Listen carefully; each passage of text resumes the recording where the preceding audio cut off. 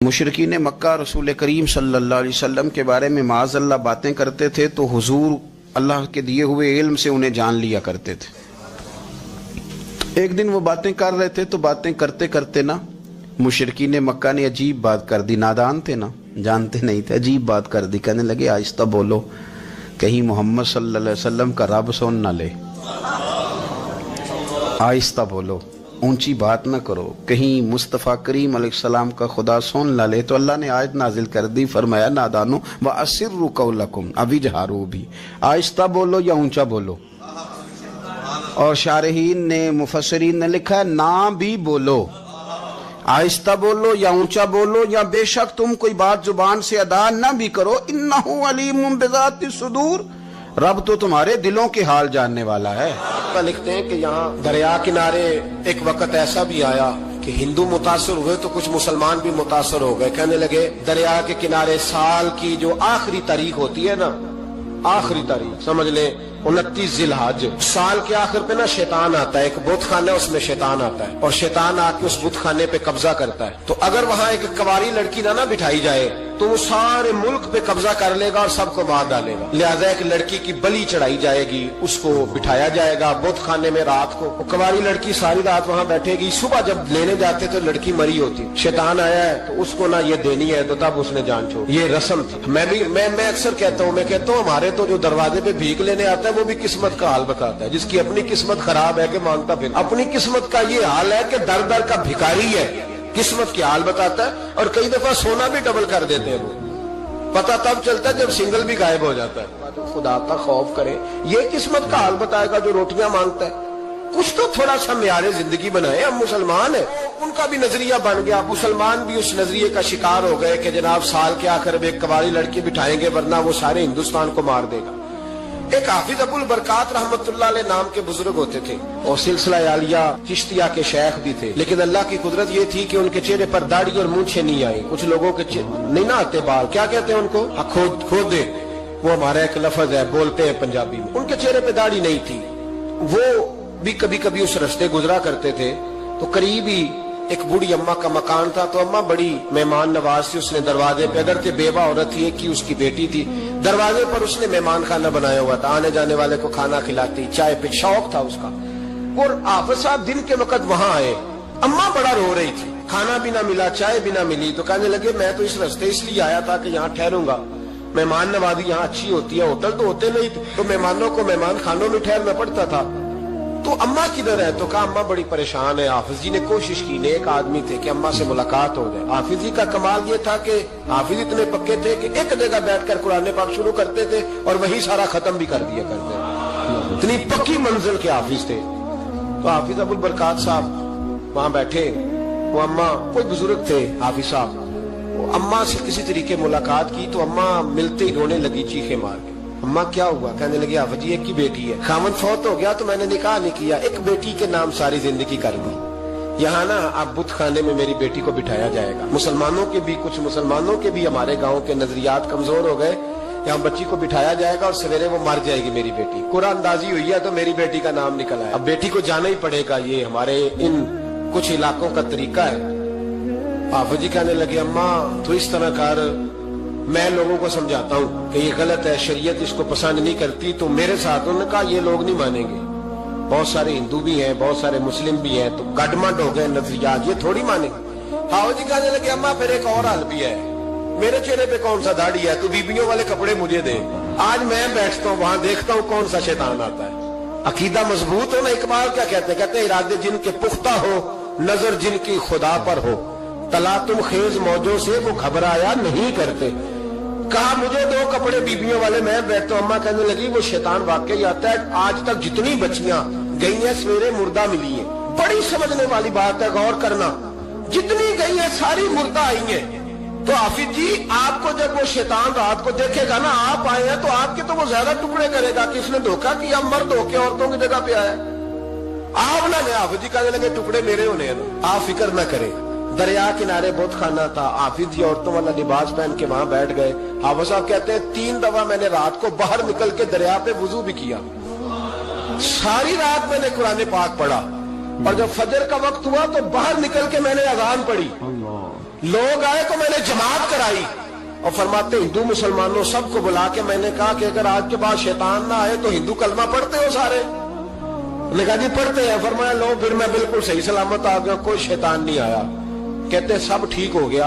अब लोग कहने लगे अब जी बात तो आपकी ठीक है, पर वो बीबी कैसे मर जाती थी? जिसको हम रात को बिठाते थे सवेरे मुर्दा मिलती थी तो उसको कौन मारता था अगर शैतान नहीं आता?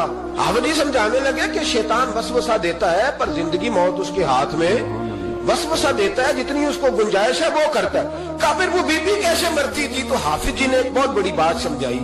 कहने लगे असल बात यह, जिस आदमी को पता हो ना मैंने सवेरे मर जाना है वो डर से ही मर जाता है। इसको पता हो ना कि मैं यहाँ मरने आया हूं तो वो डर से ही। फरमाने लगे उसका अकीदा कमजोर हो जाता था, वो नफ्सियाती तौर पर समझती थी कि मैंने मरना ही मरना है, तो खौफ होता था, कोई करीब नहीं आता था, दरिया और जंगल दाएं बाएं, तो सुबह तक उस औरत का दिल बंद हो जाता था, तो वो खौफ से ही उसे कोई शैतान नहीं मारता। अल्लाह की इबादत करें, इबादत से बरकत आती है। हजरत अबू इदरीस खौलानी रहमतुल्लाह अलैह हजरत मुआज बिन जबल के शागिर्द थे, ताबी बुजुर्ग थे। फरमाते हैं कि मैं जब से हजरत मुआज बिन जबल की सोबत में बैठा ना तो बुरे कारोबारों से मेरी तबीयत तो चाट हो गई। कई कारोबार में देखता तो झूठ बोलना पड़ता, उसमें बड़ा कुछ करना पड़ता, तो मुझे डर आता। आप फरमाते मैंने ना बड़ी कोशिश की पर मेरी मर्जी का काम मुझे, सूफी काहिल नहीं होते, फरमाते मेरे अंदर ताकत थी कि मैं हलाल कमा के बच्चों को खिलाऊं पर मेरी मर्जी का काम नहीं मिलता था, हद हो गई। और जब इंसान नेकी की तरफ आता है तो कुछ न कुछ आजमाइशें जरूर आती हैं, ये पक्की बात है, पक्की बात। जब वो गलत मलत कर रहा होता है तो उसको लगता है सारा कुछ सही है, जब सीधा होता है तो बहुत सारी परेशानियां भी जरूर आती हैं, ये मिजाज है दीन का। आप फरमाते मैं परेशान रहने लगा, हालात खराब होने लगे, आजमाइश सख्त होने लगी, कारोबार बंद हो गया, काम ही कोई नहीं मिलता था, मेरी बीवी नाराज रहने लगी। हल्का हल्का तो उसने मुझे कहना शुरू किया, फिर जलाल में आ गई और एक दिन मुझे कहने लगी अगर आज नाना कुछ लेके आए तो बच्चे लेके मेके चली जाऊंगी। आप फरमाते मैं बड़ा परेशान हुआ, निकल गया फजर पढ़ के काम की तलाश में। मैंने जोहर तक तलाश किया लेकिन मुझे काम न मिला। आप फरमाते नहर फुरात के किनारे तपती हुई रेत पे मैं बैठा था तो मेरे दिल में ख्याल आया बंदों की मजदूरी नहीं मिलती तो आज अल्लाह की ना कर ले, आज अल्लाह की मजदूरी ना करे। आप फरमाते मैंने गरम रेत से तयम्मुम किया, वुजू किया वहीं फुरात, और गरम रेत पे कपड़ा बिछाया तो नफल पढ़ने शुरू कर दिए, जोर से असर तक नफल पढ़े, जोर से। चले मैं एक दुआ करता हूं, आप आमीन कहना। नहीं आएगा, अल्लाह करे कि हम मगरब के बाद वाले नफल ही पढ़ने शुरू कर दें। नबी करीम सैयद आलम सल्लल्लाहु ताला अलैहि वसल्लम के गुलामों का हाल देखे, इबादत का हाल देखे। फरमाते मैंने कहा अल्लाह की मजदूरी करे, जोर से असर तक नफल पड़े गरम रेत पे, और जब असर हुई ना तो मैंने अपने रुमाल में ना थोड़ी सी रेत बांध ली। घर की दीवारें छोटी छोटी थी, मैंने कहा बीवी ने देखा ना खाली हाथ आया है तो अंदर से शोर करेगी, हम साए भी सुनेंगे, तो चलो जब देखेगी ना रुमाल में कुछ है हौसला करेगी, जब अंदर जाऊंगा तो समझा लूंगा। आप मुस्कुरा रहे हैं ना हल्का हल्का, इसका मतलब है इन बातों में काफी सदाकत है। पुराने बुजुर्ग कर गए तो इसका मतलब ये है कि इनमें बहरहाल काफी हद तक सदाकत है, ये शोर होते रहते। कहते मैंने वो कहा कि चलो दूर से देखेगी तो घर जाके समझा लूंगा।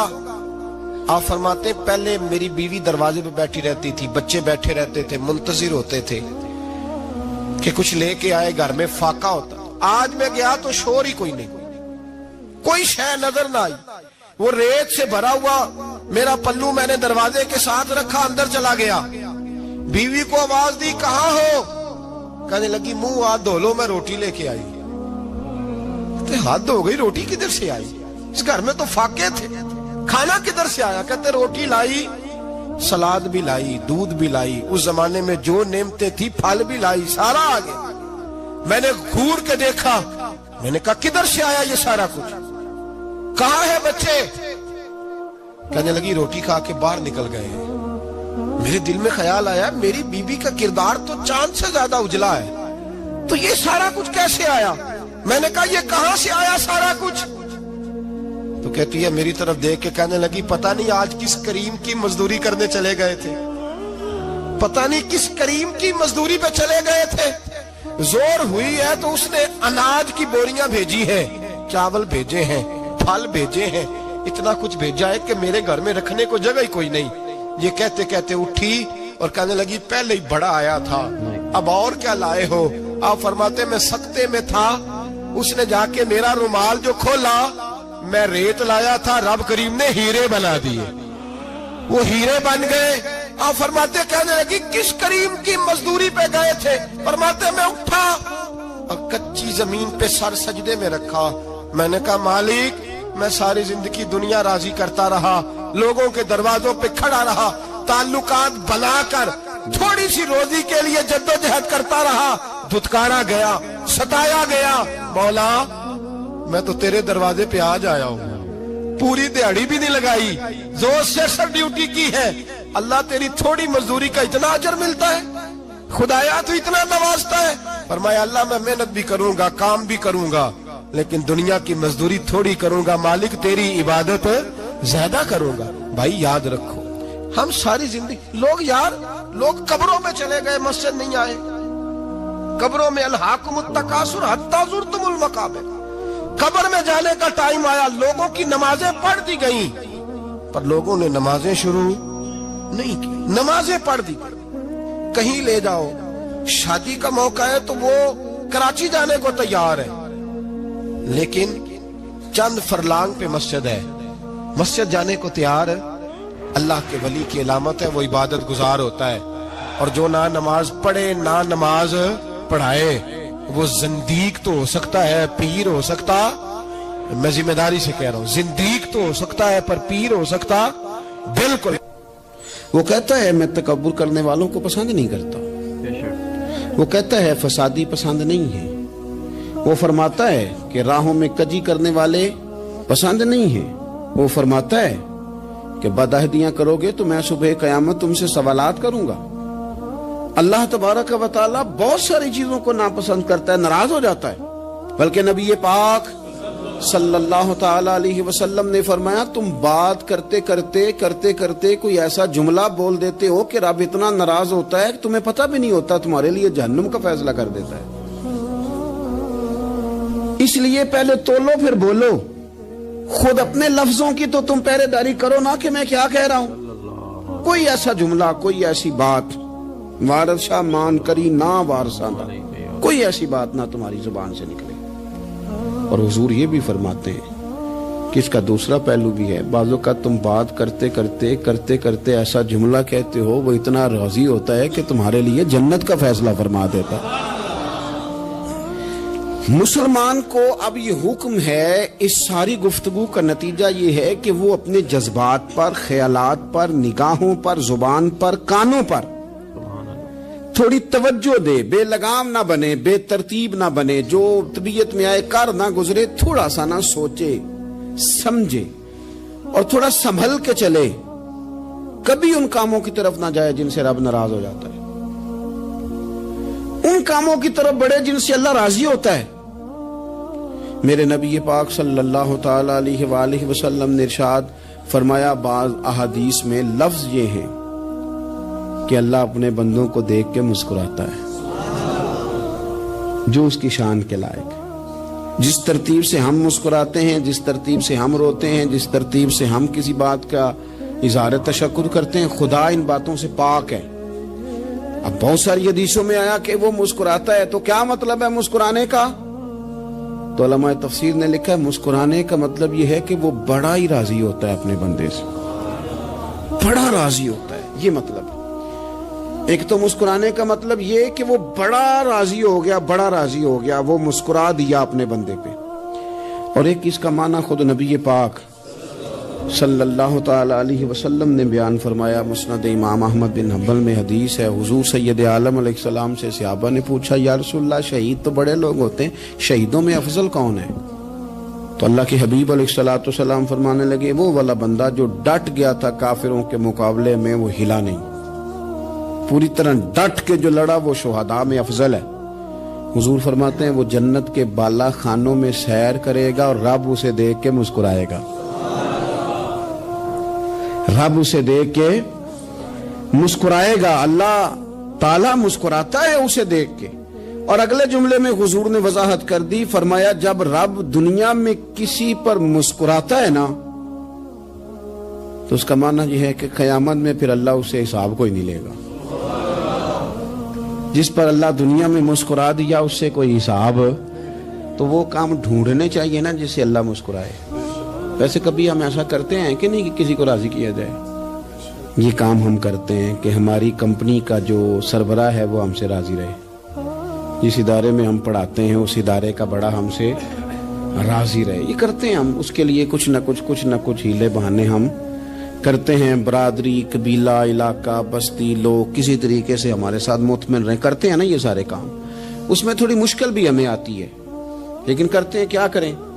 گھر میں بھی کئی دفعہ ایسا ماحول بنانا پڑتا ہے۔ چلیں ایک اور میٹھی مثال دیتے ہیں، زیادہ سمجھ میں آئے گی۔ چھوٹا بچہ خوش رہے، آپ اس کے لیے محنت نہیں کرتے؟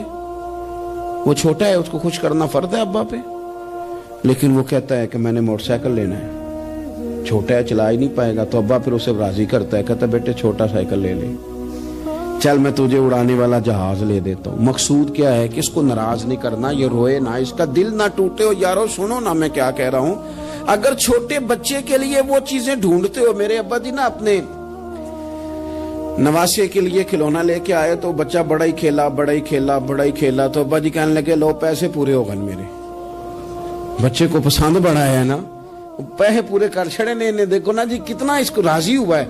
تو انسان کیا کرتا ہے کہ کوشش کرتا ہے چھوٹا بچہ بھی ناراض نہ ہو، تو وہ چیزیں وہ ڈھونڈتا ہے کہ اس کو کیا پسند ہے، چاکلیٹ لے جاؤں، فلاں چیز لے جاؤں، آئس کریم لے جاؤں۔ تو ایک بچے کے لیے، گھر کے لیے، سربراہ کے لیے اتنی محنت کرتے ہو، تو وہ کام بھی ہمیں ڈھونڈ کے تلاش کرنے چاہیے نا جس سے رب راضی ہوتا ہے، اللہ راضی ہوتا ہے۔ بتاؤں وہ کون کون سے کام ہیں؟ نبی کریم صلی اللہ تعالی علیہ وسلم نے ارشاد فرمایا 3 لوگ ہیں جنہیں دیکھ کے رب مسکراتا ہے۔ یا رسول اللہ صلی اللہ علیہ وسلم وہ کون کون سے؟ تو محبوب فرمانے لگے ایک وہ بندہ ساری مخلوق سوئی ہے، آدھی رات ہے، رات کا پچھلا پہر ہے، اس نے اٹھ کے وضو کر لیا، مصلی پہ کھڑا ہو گیا خدا کی یاد میں، فرمایا اسے دیکھ کے رب مسکراتا ہے جو اس کی شان کے لائق ہے۔ مسکراتا ہے اللہ۔ یہ تو سونے کا ٹائم تھا، یہ تو گہری نیند آنے کا وقت تھا، رات کا پچھلا پہر۔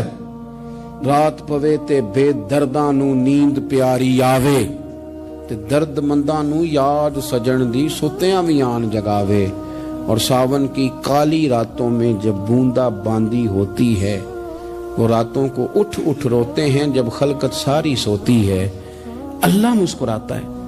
اور سننا میرے بھائی، میرے نبی پاک صلی اللہ تعالی علیہ وسلم فرماتے ہیں جب مسلمان نماز کے لیے صفیں بناتے ہیں نا، ترتیب لگ رہی ہوتی ہے، اب اللہ کی بارگاہ میں کھڑے ہوں گے، قیام کریں گے، رکوع کریں گے، سجود کریں گے، فرمایا جب مومن صفیں بناتے ہیں تو رب دیکھ کے مسکراتا ہے، مسکراتا ہے۔ کمال ہو گئے عروج بندگی کا، جب بندے کو دیکھ کے رب مسکرائے۔ خدا بندے سے خود پوچھے بتا تیری رضا کیا ہے، مسکراتا ہے۔ اور میرے نبی پاک علیہ السلام فرماتے ہیں جب مجاہد جہاد کے لیے صفیں سیدھی کرتے ہیں، آج تو یہ رب کے نام پہ مرنے ہی آ گئے، یہ صفوں میں کھڑے ہوں گے، ترتیب سے لڑیں گے، ترتیب سے گلا کاٹیں گے کافروں کا یا شہادت لیں گے۔ فرمایا جب جہاد کے لوگ صفیں بناتے ہیں تو رب انہیں دیکھ کے مسکراتا ہے۔ کتنے نصیبوں والا وہ بندہ ہے جسے دیکھ کے مسکرا دیا۔ او یار کبھی تیرا بیٹا تیرے سامنے مسکرائے نا چھوٹا تو تیرا دل باغ باغ ہو جاتا ہے۔ تیری ماں بیمار کسی ایک دن صحیح طرح ہنس پڑے تو طبیعت خوش ہو جاتی۔ مجھے بتاؤ نا جس کا رب بھی اسے دیکھ کے ہنس پڑے، جو اس کی شان کے لائق ہے، کیا اس بندے کے نصیبے ہیں، کیا اس کے مقدر ہیں۔ آپ اس مقام پر اپنے آپ کو لائیں۔ اب دیکھیں نا یہ حدیث آپ نے سن لی، اب ہم نے نا اس طرح صفحے نہیں بنانے جس طرح ساری دنیا، اب ذرا صفحے بھی شوق سے بنائیں گے، اب ذرا تھوڑا سا شوق پیدا کریں گے۔ بھئی یہ تو میں وہ کام کرنے لگا ہوں جسے دیکھ کے رب مسکراتا ہے۔ نبی پاک صلی اللہ علیہ وسلم نے فرمایا جب کوئی بندہ توبہ کرتا ہے نا، ہم توبہ کا رٹا لگاتے ہیں، یا اللہ میری توبہ یا اللہ۔ اور توبہ کا تو مطلب یہ ہے کہ پچھلے گناہوں سے پکی توبہ، آج کے بعد یہ غلطی نہ کرنے کا پکا وعدہ۔ تو نے ساری شب برات رو کے گزاری ہے، بتا سویرے جھوٹ جوڑنے کا ارادہ ہے تیرا؟ آج کے بعد رشوت تو نہیں نہ لے گا، ملاوٹ تو نہیں نہ کرے گا، یہ توبہ ہے۔ اور اگر سارے کام اسی طرح کرنے تو پھر یہ توبہ کا رٹا ہے، جتنا مرضی لگاؤ۔ حضرت علی بن ربیعہ رضی اللہ تعالیٰ عنہ فرماتے ہیں میں مولا علی کے ساتھ تھا، مقام حرہ کی طرف جا رہے تھے، حضرت علی نے ہاتھ اٹھا کے دعا مانگی ہماری تعلیم کے لیے، ورنہ حضرت علی ہم صحابہ کو محفوظ عن الخطا تو مانتے ہیں نا۔ ہاتھ اٹھا کے کہا اے اللہ ہمارے گناہ بخش دے، تیرے علاوہ کوئی معاف کرنے والا نہیں۔ اور پھر حضرت علی آسمان کی طرف دیکھا اور دیکھ کے نا حضرت علی بن ربیعہ کو تو مسکرائے۔ حضرت علی بن ربیعہ کہنے لگے حضور مسکرائے کیوں ہو؟ فرمانے لگے ایک دن میں حضور کے ساتھ اسی طرح آیا تھا، اسی طرح حضور نے دعا فرمائی تھی ہماری تعلیم کے لیے، اور پھر حضور مجھے دیکھ کے مسکرائے تھے اور فرمایا جب کوئی بندہ رب کی بارگاہ میں اس طرح استغفار کرتا ہے تو رب مسکراتا ہے اور مسکرا کے فرماتا دیکھ لو میرے بندوں کو پتا ہے کہ میرے علاوہ معاف کرنے والا کوئی نہیں، انہیں پتا ہے، تم اس کی بارگاہ میں رجوع تو لاؤ، آؤ تو صحیح دو آنسو لے کر۔ اقبال کہتے ہیں کہ موتی سمجھ کے شان کریمی نے چن لیا، قطرے دو گرے میرے ار کے انفال کے، دو میں نے آنسو بہائے تھے تو اس کے کرم نے تو موتی سمجھ کے چن لیے۔ سنو نا حضور اس استغفار کو اللہ کو یار رات کو توبہ کر کے سونا چاہیے ہمیں۔ کچھ غلطیاں ہم کرنا نہیں چاہتے پر ہم سے ہو جاتی ہیں، کچھ دل ہم توڑنا نہیں چاہتے پر وہ ٹوٹ جاتے ہیں، ہماری مجبوری ہوتی ہے ٹوٹ جاتے ہیں۔ رات کو اس کی بارگاہ میں ہاتھ باندھ کے کشکول طلب دراز کر کے خوب استغفار پڑھنا چاہیے کہ مالک بندے ہیں نا کیا کریں، نفس کا ساتھ ہے، دنیا کا ساتھ ہے، خواہشات نفسانیہ، مالک معاف کر دے۔ درد سے توبہ، رسم نہ ہو، کہانی نہ ہو، لفظ نہ ہو، جملے نہ ہو، اور جناب ایسے لوگوں کے بیچ بڑے ہاتھ باندھ کے اور بڑا کوئی ضرورت نہیں، آپ اکیلے اپنی چارپائی پہ بستر کے اندر منہ دے کے بھی درد سے کہیں گے نا معاف کر دے تو وہ تو مہربانی بڑا ہے۔ میرے نبی پاک صلی اللہ علیہ وسلم مثال دیتے ہیں، فرمایا ایک آدمی صحرا میں جا رہا، صحابہ سے حضور خطاب کر رہے ہیں، فرمایا ایک آدمی صحرا میں جا رہا تھا، اس نے اپنی اونٹنی پہ کھانا پانی پیسے ہر چیز رکھی ہوئی تھی، صحرا تھا بہت بڑا، درمیان صحرا کے گیا تو تھوڑا سا سستانے کے لیے آرام کرنے کے لیے اونٹنی سے نیچے اترا، اب اس نے اونٹنی کی لگام اونٹنی کی نکیل اپنے سرہانے کے نیچے رکھی، ہاتھ کے ساتھ پکڑی اور سو گیا۔ تھوڑی ہی دیر کے بعد جب اس کی آنکھ کھلی تو دیکھا اونٹنی غائب ہے۔ صحرا میں وہ پیدل نہ آگے جا سکتا ہے نہ پیچھے جا سکتا ہے، نہ دائیں نہ بائیں، کھانے کو روٹی نہیں، پینے کو پانی کا قطرہ نہیں، تھوڑا ادھر بھاگا ادھر بھاگا، تھک گیا۔ کریم محبوب فرماتے ہیں وہ پوری طرح نڈھال ہو گیا اور مایوس ہو گیا، معاذ اللہ، مایوس ہو کے دوبارہ اسی جگہ آ کے لیٹ گیا جہاں پہلے لیٹا تھا، انتظار کرنے لگا کہ اب موت ہی آئے گی، آخری وقت ہے، نہ میں پیدل یہ صحرا کراس کر سکتا ہوں، نہ پیچھے جا سکتا ہوں، نہ کھانا ہے نہ پانی ہے، سوائے موت کے کوئی سہارا نہیں۔ حضور فرماتے ہیں وہ رستے میں دوبارہ لیٹ گیا، اچانک اس نے رخ بدلا تو اونٹنی سامنے کھڑی تھی۔ حضور نے صحابہ سے پوچھا بتاؤ نا اسے بھلا کتنی کو خوشی ہوگی؟ یا رسول اللہ جی سے نئی زندگی مل گئی ہے۔ آپ دیکھیں نا سارے ڈاکٹروں نے کہہ دیا کہ اس کے تو گردے معدہ جگر ہر چیز ختم ہے، گھر لے جاؤ خدمت کرو، ہر طرف پریشانی ہے۔ وہ بندہ بھی سمجھ گیا ہے کہ آخری وقت آ گیا، کل جاؤں پرسوں جاؤں، تیاری ہو گئی، سب لوگ آ گئے، باہر والے بھی آ گئے، یہ ماحول ایک عجیب رنگ اختیار کر گیا۔ اچانک ایک ڈاکٹر نے آ کے کہا نہیں نہیں غلطی لگ گئی تھی۔ مجھے بتائیے انداز کیا ہوتا ہے؟ بغیر دوائی کے بندہ اٹھ کے کھڑا نہیں ہو جاتا، او میں تو بچ گیا ہوں۔ نبی پاک صلی اللہ علیہ وسلم فرمانے لگے اس کی اونٹنی مل گئی، بتاؤ بھلا اسے کتنی خوشی ہوگی؟ یا رسول اللہ وہ تو دوبارہ دنیا میں آ گیا۔ حضور فرمانے لگے اسے کچھ بھی خوشی نہیں ہوئی۔ جب کوئی رب کا گناہگار بندہ آ کے توبہ کرتا ہے، رب کو اس سے کئی گنا زیادہ خوشی ہوتی ہے۔ میرا بندہ آ گیا ہے، میرا بندہ آ گیا ہے، میرے گھر آ گیا۔ اس نے آنسو بہائے ہیں، اس نے کہا اللہ میں تیرا ہی ہوں، تیرا ہی رزق کھاتا ہوں، تیری ہی زمین پہ رہتا ہوں، تیرے نام سے میری سانسیں چلتی ہیں۔ وہ آ گیا۔ فرمایا اس اونٹنی والے سے زیادہ رب کو خوشی ہوتی ہے جب گناہگار آ کے توبہ کرتا۔ گناہگاروں کے آنسو اس کی بارگاہ میں بڑے مقبول ہیں، لیکن ہم رسم ادا کرتے ہیں۔ توبہ نہیں کرتے. ہم اپنے آپ کے ساتھ دھوکہ کرتے ہیں, جھوٹ بولتے ہیں. ہم بندہ کوئی ناراض ہو جائے تو ہمیں کو نہیں نیند آتی, اس کے گھر چلے جاتے ہیں. ہم اپنے سارے رشتوں کو, تعلقات کو مینٹین کر کے رکھنے کے عادی ہیں. ہمیں پتہ ہے کہ وہاں میں نہیں جا سکا تو بیٹا بھیجتا ہوں, فلاں شادی پہ میں نہیں جا سکا تو بھتیجا بھیجتا ہوں, بھائی بھیجتا ہوں. ہر تعلق کا ہم نے خیال رکھا کوئی روٹھ نہ جائے. لیکن کمال ہے نا, یہ نہیں سوچا کہ اگر رب روٹھ گیا تو جب وہ روٹھ جائے نا تو سارے رشتے بھی بندے کے پاس موجود ہوں تو کوئی کارآمد نہیں ہوتا. پھر کروڑوں روپیہ جیب میں ہوں تو ڈاکٹروں کی دوائیاں اثر نہیں کرتی. وہ روٹھ جائے تو پھر انسان اس طرح سے پھسلتا ہے کہ بڑے بڑے اس کے پاس دروازے ہوتے ہیں پر کسی جگہ اس کا ہاتھ نہیں لگتا. خدا را خیال کریں, دنیا روٹتی ہے تو روٹ جائے, رب رسول ناراض نہ ہونے پائیں, اس کا خیال کریں. حضور فرماتے ہیں وہ مسکراتا ہے, اسے خوشی ہوتی ہے جب کوئی اس کا بندہ اس کی طرف رجوع کرتا ہے. میرے عزیزو, رسول پاک صلی اللہ تعالی علیہ وسلم نے ان لوگوں کے تذکرے کیے جنہیں دیکھ کے رب مسکراتا ہے. ہم نا گناہگاروں پر بھی فتویٰ دینے میں جلدی کرتے ہیں اور نیکی پر بشارت دینے میں بھی جلدی کرتے ہیں, حالانکہ یہ ہماری ذمہ داری نہیں.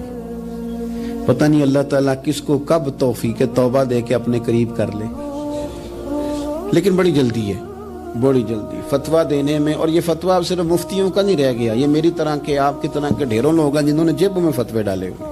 بھئی آپ نے کیوں ذمہ داری لے لی ہے جنت میں داخل کرنے کی اور نکالنے کی؟ یہ تو میرے رب کریم کا کرم ہے, وہ جس کو چاہے جب چاہے جتنا چاہے عطا کرے.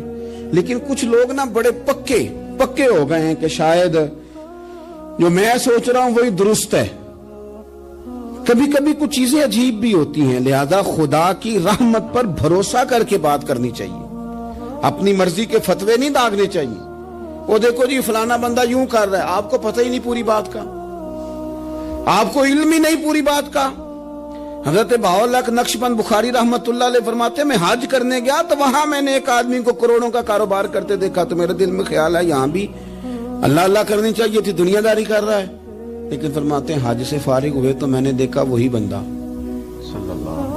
سارا کچھ رب کی بارگاہ میں خیرات کر رہا ہے, اور سینکڑوں غریب حاجی ہیں جن کو پورے خرچے دے رہا ہے. تو میں نے وہی اپنی سوچ سے توبہ کی کہ میں کہاں تھا.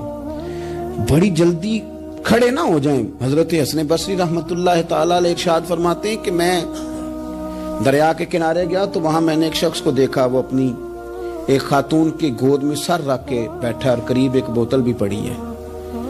میرے دل میں معاذ اللہ خیال آیا کہ دیکھو کس انداز میں ایک عورت کے ساتھ یہ ہے اور پاس بوتل بھی پڑی ہے, جانے شراب ہے. کہتے میں سوچ ہی رہا تھا کہ اچانک ایک کشتی آ رہی تھی دریا میں, وہ ہجکو لے کھائے, کشتی میں 4-5 لوگ تھے, وہ دریا میں ڈوبنے لگے. وہ آدمی تیزی سے اٹھا, دریا میں چھلانگ لگائی, پہلے ایک کو نکالا, پھر دوسرا نکالا, پھر تیسرا نکالا, ایک بندہ رہ گیا. کہنے لگا حضور مجھے تو آپ نے گناہگار سمجھا ہے, میں تو بڑے غلط انداز میں یہاں بیٹھا ہوں, آپ نے جو سوچا چلیں گے چوتھا بندہ آپ نکالنا ہے, کرے نا یہ کام, کرے نا یہ کام. بڑے بھولے بھالے, بڑے اللہ والے, ریاض آپ کو بس ہم ہی جانتے ہیں. اتنی جلدی فتویٰ. حضرت حسن بصری فرماتے ہیں میں پشیمان ہوا, میں نے کہا مجھے تیرنا نہیں آتا, تو دیر نہ کر, چوتھا ڈوب نہ جائے. پھر اس نے چھلانگ لگائی, چوتھا بھی نکال لایا اور کہنے لگا حضرت آپ نے جلدی کی سوچنے میں, یہ بی بی میری ماں ہے اور یہ سرکے کی بوتل ہے. ہم ماں بیٹے کا یہ مشغلہ ہے کہ یہ وہ جگہ ہے جہاں آ کے لوگ مسافر اترتے ہیں, اور یہاں سے کسی کا گھر 100 میل ہے, کسی کا 200 میل ہے. ہم صبح سرکہ, کھجوریں, روٹیاں لے کے یہاں آتے ہیں, مسافروں کی نوکری کرتے ہیں, کوئی پریشان ہو تو مدد کرتے ہیں. حضرت خواجہ حسن بصری فرماتے ہیں میں نے معافی مانگی, ان سے بھی مانگی, رب سے بھی مانگی. انہوں نے مانگ لی نا بزرگ تھے, پر ہم کو نہیں تیار مانگنے کو. ہم ہر وقت بدگمانیاں, وہ فلانے جرم کرتا تھا, میں اسے اب کیسے نیک مان لوں. بھئی اب وہ نمازی ہے, خدا کے گھر آتا جاتا ہے, اب اللہ کی بارگاہ میں حاضر ہوتا ہے. جب رب نے معاف کر دیا تو بھی سوچ بدل جا. سنیں حضور کیا فرماتے ہیں.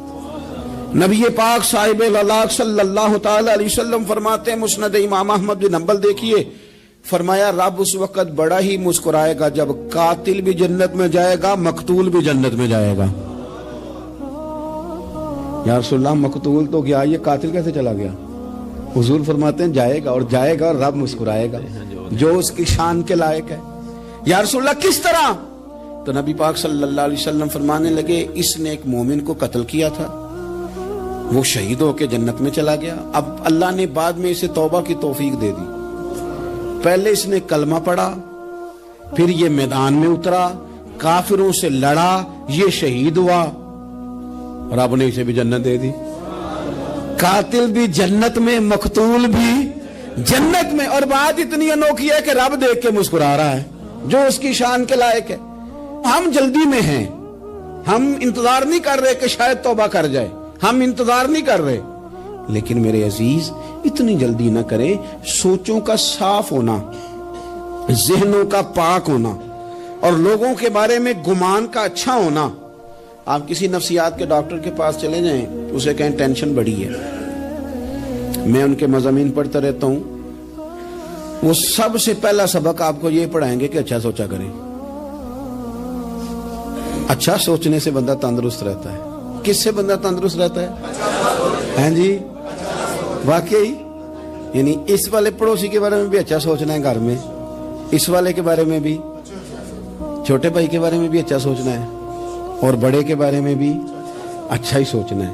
یعنی اپنی برادری قبیلے کے بارے میں بھی اچھا سوچیں, جو قبیلے کا نہیں اس کے بارے میں بھی چلیں تھوڑا سا اچھا سوچ لیں. اپنے بارے میں تو اچھا سوچا ہے بڑا. میں کہتا ہوں کہ ہم اپنی غلطیوں سمیت اپنے آپ سے بڑا پیار کرتے ہیں, اور دوسرے کی ایک غلطی نظر آ جائے تو ہمیں گھن آنے لگ جاتی ہے. آپ جلدی نہ کریں, مالک نے موقع دیا ہے بندوں کو, نہ وہ کسی کا رزق چھین رہا ہے, نہ سانسیں چھین رہا ہے, وہ اپنی زمین پہ چلنے بھی دے رہا ہے, رہنے بھی دے رہا ہے. تو جب اس نے موقع دیا ہے آپ بھی تھوڑا موقع دیں. اللہ بڑا کریم ہے, دروازے کھولے گا, اس کے بندے اس کی بارگاہ تک پہنچیں گے.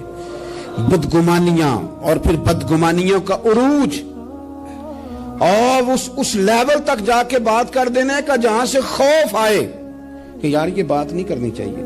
رسول کائنات سرور دو عالم صلی اللہ تعالی علیہ وسلم فرماتے ہیں کہ اللہ مسکراتا ہے. دیکھو ہمارے ہاں نا ایک اور بھی مسئلہ بن گیا. میں نے کچھ لوگوں کو نا پکا, میرے پیارے ہیں, محبت ہے مجھے, تو میں چونکہ آپ میری کلاس ہیں, میں مشاہداتی اور تجرباتی باتیں بھی کر لیتا ہوں, اسی کی روشنی میں کئی دفعہ گفتگو بھی تیار کرتا ہوں. کچھ لوگوں نے نا پکا ذہن بنا لیا یہ کہنے کا کہ ہاتھ بڑا تنگ ہے. پکا آپ جس وقت پوچھ لیں ان کا ہاتھ اور بڑا ہی زیادہ تنگ ہے. آپ یقین کریں, بہن کا جو خامند ہے وہ کہہ رہا ہے جا حصہ لے کے آ, تیرے بھائیوں کی کمائی تو نہیں تیرے ابا کی ہے, لے کے آ. وہ بیچاری اس کی منتیں کر رہی ہے, کہتی ہے اگر جاؤں گی نا تو وہ کہیں گے حصہ لے جا, آج کے بعد ہمارے گھر نہ آنا, میرا دروازہ نہ بند کرو, مہربانی کرو. اور بھائی سے بات کرتی ہے تو کہتا ہے ہاتھ ہی بڑا تنگ ہے, جب ٹھیک ہوگا تو دے دوں گا. نہ کریں یہ ظلم. ہمارے اپنے تڑپتے رہتے ہیں اور ہماری دولتیں اندر پڑی رہتی ہیں. ہمارے اپنے چھوٹی چھوٹی ضروریات کے لیے پریشان ہوتے ہیں, لیکن ہم بڑے بڑے بہانے ہیں ہمارے پاس. کہتے ہیں یہ نکما ہے, یہ نکھٹو ہے, یہ کام نہیں کرتا, اس میں فلانا ہے, بے فلانا ہے, بلہذا میں نے نہیں ساتھ چلنا.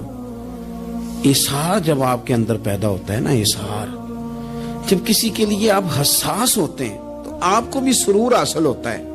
نہ کریں یہ کام کہ آپ کو اللہ نے وسعت دی اور ہر وقت آپ ہاتھ تانگ ہونے کا رونا رو رہے ہیں, ہر وقت آپ یہ کہہ رہے ہیں میں بڑی آزمائش میں ہوں, جب خدا نے آپ پہ نہیں ڈالی.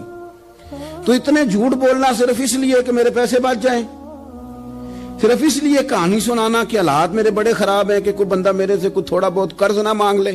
سنو, نبی پاک صلی اللہ علیہ وسلم کے پاس مہمان آ گیا, بخاری مسلم ہے.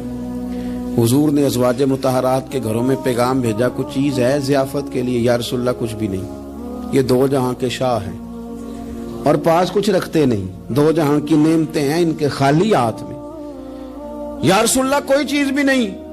حضور نے صحابہ کے مجمع پہ نظر ڈالی, یا رسول اللہ صلی اللہ علیہ وسلم حکم ہو. تو حضور فرمانے لگے تم میں سے کوئی بندہ ہے جو اسے گھر لے جائے روٹی کھلائے.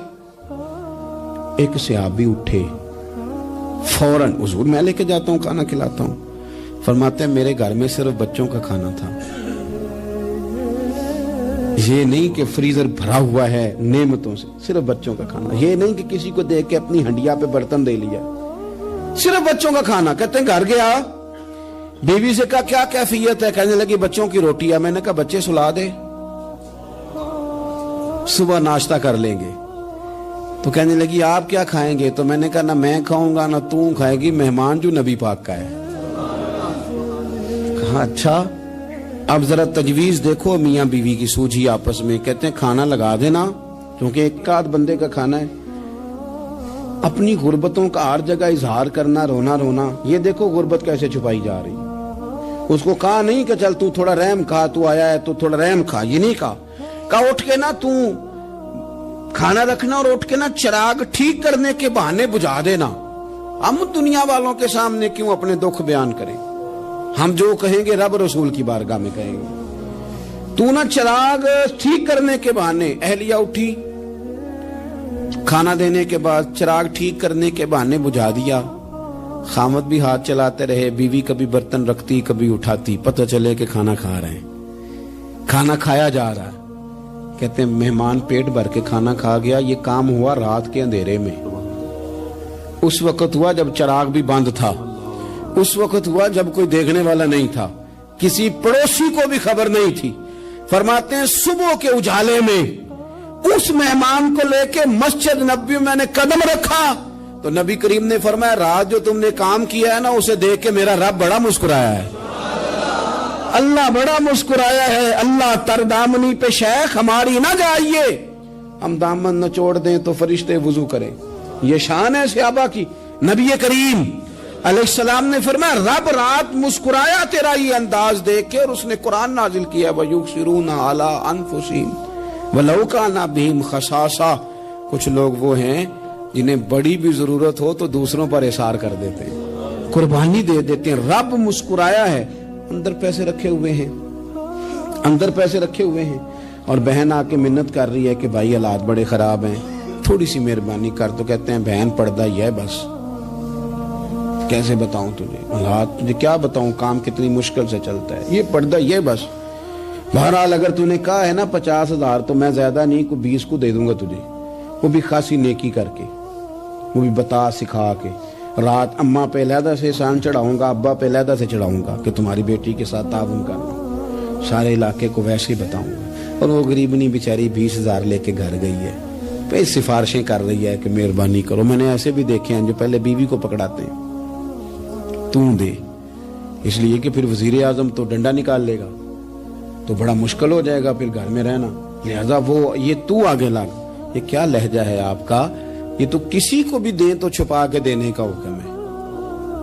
کسی کو بھی دیں تو ہمیں حکم یہ ہے کہ سیدھے ہاتھ سے دینا ہے، الٹے کو خبر. اور یہ جو بالکل ہی اپنے ان پر تو پردہ پوشی آپ کے لیے ویسے ہی ضرورت تھی. میرے عزیز رب مسکراتا ہے. میرے نبی پاک علیہ السلام نے یہ اعمال ہمیں بتائے جن پر اللہ مسکراتا ہے، خوش ہوتا ہے. اور بعض لوگوں کو حضور نے نامینیٹ کیا. حضرت سعد بن معاذ رضی اللہ تعالیٰ عنہ عظیم صحابی تھے. یہ وہ خوبصورت صحابیاں جن کے جنازے کو کندھا میرے نبی پاک نے عطا فرمایا. حضور نے کندھا عطا فرمایا. کمال ہو گئی. نرخ بازار محبت کا انوکھا ہی ہو گیا. خود خریداروں میں شامل آ کے مولا ہو گیا. حضور نے کندھا دیا. حضرت سعد بن معاذ رضی اللہ تعالیٰ عنہ کا جب جنازہ اٹھا ان کی والدہ رو پڑی، بڑے درد سے روئی. ماں تھی نا. ان کی آواز جب حضور تک گئی تو نبی پاک نے فرمایا آنسوؤں کو روک لے، آواز کو کم کر لے. تیرے بیٹے کی تو جب روح پرواز ہوئی ہے تو رب مسکرایا ہے. جس کے آنے پہ رب راضی ہو مسکرا دے جو اس کی شان کے لائق ہے. یہ تو وہ لوگ ہیں کہ جن کے جانے پر نا رب، وہ کسی نے کہا تھا کہ میرے مرنے پہ ہر سو شور مچ جائے گا، دیکھو گے میرے مرنے پہ ہر سو شور تمہیں پتہ چل جائے گا جب ہم جائیں گے. میرے مرنے پہ ہر سو شور مچ جائے گا، دیکھو گے. اور کہنے الوداع سرکار خود تشریف لائیں گے. اور درویش کہنے لگے بعد مرندے مکھڑا میرا ہو جاوے جے تازہ، پھر سمجھ لینا محبوب میرے نے آن پڑے ہے جنازہ.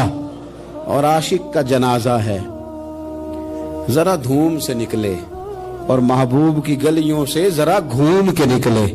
فرمایا کہ ان کے تو جانے پہ رب کریم. اور حضور نے ایک دعا بھی دی. حضرت طلحہ رضی اللہ تعالیٰ عنہ صحابی تھے، ان کا وصال ہو گیا تو حضور نے دعا بھی دی.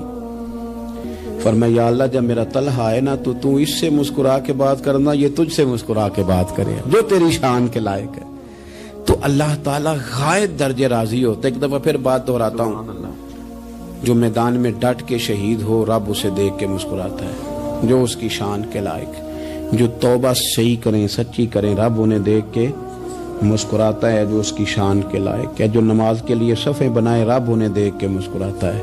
جو جہاد کے لیے صفیں بنائے رب دیکھ کے مسکراتا ہے۔ جو لوگ صبح پچھلے پہر اٹھ کے عبادت کریں رب انہیں دیکھ کے مسکراتا ہے۔ اور جو کبھی کبھی بھوکے رہ کے دوسروں پر قربان کر کے اظہار کر دیں رب انہیں دیکھ کے مسکراتا ہے۔ بہت بڑی فضیلت ہے۔ اللہ ان سارے کاموں میں سے کسی ایک کام پہ ہمیں بھی لگا دے تاکہ یہ بڑی فضیلت اللہ تعالی ہم گناہگاروں کے حصے میں بھی فرما دے۔ آخر دعوانا ان الحمدللہ رب